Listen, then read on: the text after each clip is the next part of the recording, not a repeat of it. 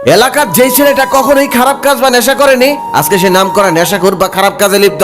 যে ছেলেটা কখনোই নিকোটিনের দোয়া সহ্যই করতে পারতো না, সেই ছেলেটার কাছে আজ নিকোটিন তার নিত্যদিনের সঙ্গী। নিকোটিন ছাড়া এখন সে চলতেই পারে না। সে এখন প্রতি রাতেই ছাদের এক কোনায় বা ব্যালকনিতে বসে নিকোটিনের আগুনে নিজেকে পোড়ায়। যে ছেলেটি কলেজ, কোচিং কিংবা বন্ধুদের আড্ডায় সবাইকে হাসিয়ে মাথিয়ে রাখতো, সে এখন চুপ থাকে, এখন আর আগের মতো কথা বলে না। যে ছেলেটা অন্ধকার আর কালো জিনিসকে সব থেকে বেশি অপছন্দ করতো, আজকে সে সবাই গেলে সবার আগে কালো কালারটাই পছন্দ করে, আর প্রায় সবাই তাকে অন্ধকারের মধ্যে বসে থাকতে দেখা যায়। এছাড়াও আমাদের আশেপাশে আরো অনেক ঘটনা ঘটে, কারোটা প্রকাশ পায় আবার কারোটা প্রকাশই পায় না। সমাজের ছোট বড় প্রত্যেকেই ভাবে হয়তো খারাপের সংস্পর্শে গেলে একটা মানুষ খারাপ হয়ে যায়। এভাবে আমাদের আশেপাশে ঘটে যাওয়া কর্মকাণ্ডগুলোর প্রতিক্রিয়া আমরা এভাবেই জানাই। সাধারণত প্রতিক্রিয়াগুলো এরকম হয়: ছেলেটা আগে ভালো ছিল কিন্তু এখন রোজ সিগারেট খায়, ছেলেটা নষ্ট হয়ে গেছে, মারপিট আর নেশায় আসক্ত হয়ে গেছে। এই ছেলেটা ছোট থেকে আমাদেরকে কত সম্মান করত, কিন্তু এখন সামনেই সিগারেট ধরায়, এই ছেলেটাও নষ্ট হয়ে যাবে, আমরা কখনো কল্পনা করতে পারিনি, ইত্যাদি ইত্যাদি। আমরা তখন ভেবে থাকি এসব ছেলেগুলো নষ্ট হয়ে যাওয়া বা বিগড়ে যাওয়ার পিছনে খারাপ সঙ্গই দায়ী।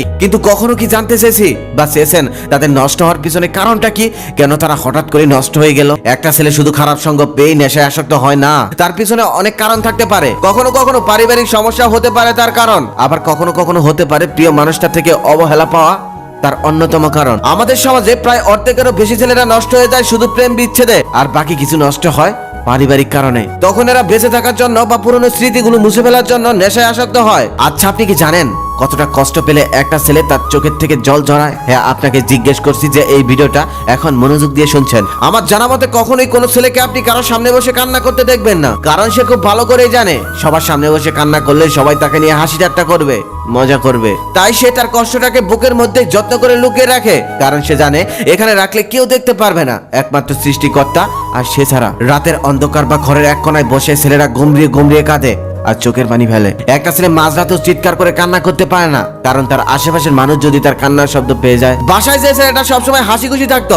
বন্ধুদের আড্ডায় সবাইকে মাতিয়ে রাখতো, কিছুদিন যাবত ভালোবাসার মানুষটার থেকে সেই ছেলেটা অবহেলা পেয়ে অনেকটা বদলে গেছে।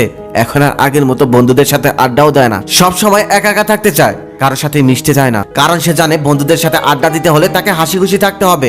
যদিও ক্ষেত্র বিশেষ তাকে চলতে হয়, তখন মিথ্যে অভিনয় করে সারাটা জীবন কাটাতে হয়। যখন একটা ছেলের জীবনে কোনো মেয়ে আসে, তখন ছেলেটা তাকে নিয়ে জীবনটা রঙিন করতে চায়, কিন্তু হঠাৎ করেই তার রঙিন জীবনটা আধারে পরিণত করে মেয়েটা অন্য কারো হাত ধরে চলে যায়। তখন শুধু ছেলেটা মনে মনে ভাবে, এটা কি সেই মানুষটা, যে মানুষটা আমাকে এত স্বপ্ন দেখালো, যেই মানুষটা আমাকে ভালোবাসা শেখালো? আপনি যদি একটা ছেলের কাছের বা ভালোবাসার মানুষ হয়ে তাকে কষ্ট দিতে চান, তাহলে তাকে কোনো ভরা জনসম্মুখে এনে একটা চর মারুন, গালাগালি করুন, অপমান করুন, দেখবেন সে নীরবে সেখান থেকে চলে যাবে, কোনো প্রতিবাদ করবে না, কান্নাও করবে না। কিন্তু তাকে সামান্য পরিমাণ অবহেলা করুন, কথা বলা কমিয়ে দিন, খোঁজ খবর কিছুদিনের জন্য নেওয়া বন্ধ করে দিন, দেখবেন সে শুকিয়ে গেছে, কারণ সে সারা রাত নির্ঘুম কাটাবে, ঠিক মতো খাওয়া দাওয়া করবে না। ছেলেরা অনেক কিছুই সহ্য করতে পারে, কিন্তু কাছের মানুষের দেওয়া কষ্ট সহ্য করতে পারে না। বিকেল বেলা ছাদে বসে নীল আকাশ দেখা ছেলেটাও একটা সময় মাঝরাতে একা একা আকাশের তারা গুনতে থাকে আর নিজের বুকটা একের পর এক সিগারেটের আগুনে পোড়াতে থাকে। যে ছেলেটা একটা সময় নীল রং পছন্দ করতো, সেই ছেলেটাই এখন আবার কালো রং পছন্দ করে।